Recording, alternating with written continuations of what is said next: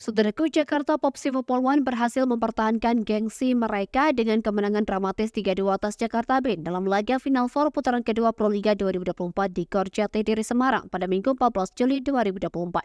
Set pertama servis kunci kemenangan Popsivo Polwan.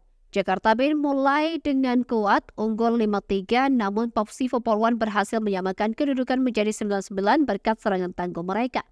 Dominasi Popsivo Polwan berlanjut dengan servis es dari Irina Voronkova menutup set pertama dengan kemenangan 25-20.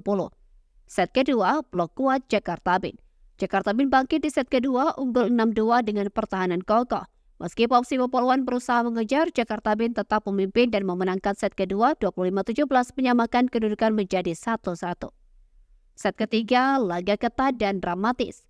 Jakarta Band memulai set ketiga dengan kuat, unggul 3-1. Meski Popsivo Polwan terus mengejar, Jakarta Band berhasil memenangkan set ketiga dengan skor 27-25 memimpin 2-1.